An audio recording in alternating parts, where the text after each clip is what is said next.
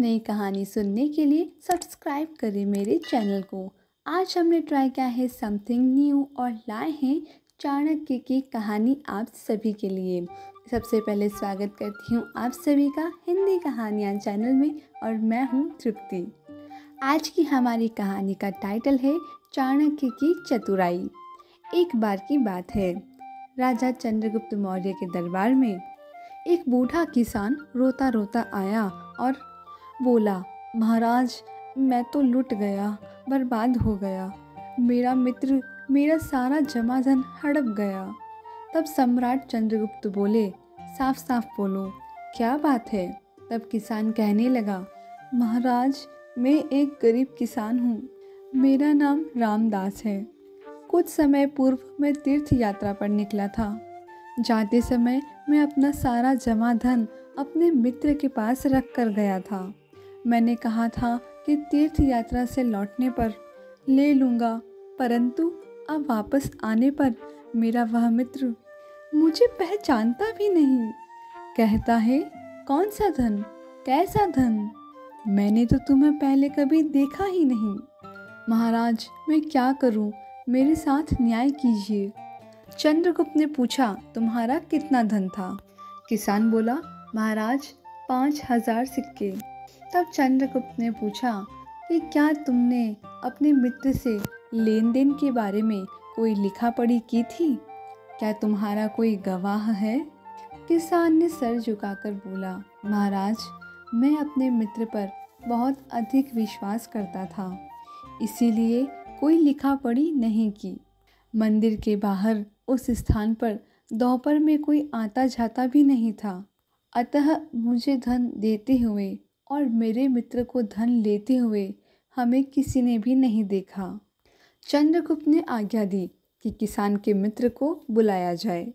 उसका मित्र दरबार में आया। महाराज ने उससे पूछा, क्या यह किसान ठीक कह रहा है? तब किसान का मित्र बोला, महाराज, यह बूढ़ा आदमी झूठ बोल रहा है। मैं तो इसे जानता तक नहीं। किसी अनजान व्यक्ति का धन भला मैं अपने पास क्यों रखता, वह भी बिना किसी लिखा पढ़ी के। और यह जिस मंदिर की बात कर रहा है, उस मंदिर को भी मैं नहीं जानता। फिर वहाँ जाने की बात तो बहुत दूर की है। तब महाराज ने अपने महामंत्री चाणक्य की ओर देखा। महामंत्री ने उन दोनों को अगले दिन सुबह दरबार में पेश होने का आदेश दिया। चाणक्य ने महाराज से कहा, आप इस मुकदमे का निर्णय मुझ पर छोड़ दीजिए, मैं स्वयं न्याय करूंगा। सुबह होते ही दोनों सभा में उपस्थित हुए। दोनों ने अपनी अपनी बात दोहराई। महामंत्री ने किसान से पूछा, तुमने मंदिर के बाहर किस जगह पर इसको धन दिया था? तब किसान बोलता है कि मंदिर के बाहर पीपल का एक पेड़ है, उसके चबूतरे पर यह बैठा था और वहीं मैंने उसको अपना धन दिया था। तब महामंत्री कहते हैं कि धन देते हुए तुम्हें किसी ने देखा हो या ना देखा हो, लेकिन पेड़ ने जरूर देखा होगा। बूढ़ा आदमी सकुचाते हुए बोला, जी महामंत्री। तब महामंत्री ने किसान से बोला कि जाओ, तुम पेड़ को बुला कर लाओ, वही गवाही देगा। हिचकिचाते हुए किसान पेड़ को लेने चला गया। सुबह से दोपहर होने को आई, लेकिन अब तक किसान लौट कर नहीं आया और उसका मित्र सभा में बैठे बैठे परेशान हो गया। तब महाराज ने पूछा, क्या मंदिर बहुत दूर है?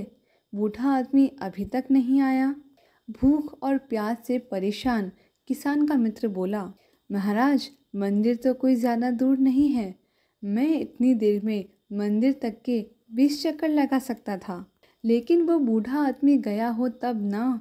वो बहुत झूठा है, ज़रूर घर जाकर खा पी कर आराम कर रहा होगा। महामंत्री ने मुस्कुराते हुए उससे पूछा, भाई, अभी तो तुमने कहा था कि तुम तो वहाँ कभी गए ही नहीं, तो अब कैसे कह रहे हो कि मंदिर पास ही है? निश्चय ही वह बूढ़ा किसान सच कह रहा है और तुम झूठ। तुमने अवश्य ही उसका धन हड़प लिया है। अब अपनी इच्छा से उसका धन वापस कर दो, नहीं तो राजदंड के भोगी बनोगे। किसान का मित्र स्वयं अपनी बात के जाल में फंस चुका था। उसने अपना अपराध स्वीकार कर लिया। उसने बूढ़े का धन वापस दे देने का प्रण भी किया। थोड़ी ही देर में वह किसान लौट आया था। वह बहुत ही थका थका सा लग रहा था। आते ही किसान बोला, महोदय, मैंने पेड़ से बहुत मिन्नतें की, पर वह गवाही देने नहीं आया। महामंत्री चाणक्य ने किसान से कहा, अरे नहीं, वह आया था और गवाही देकर चला भी गया। तुम्हारे मित्र ने मान लिया है कि उसने तुम्हारा धन लिया था। अब वह वापस देने को भी तैयार है। इस प्रकार चाणक्य ने अपनी बुद्धि के बल पर न्याय करके दिखा ही दिया।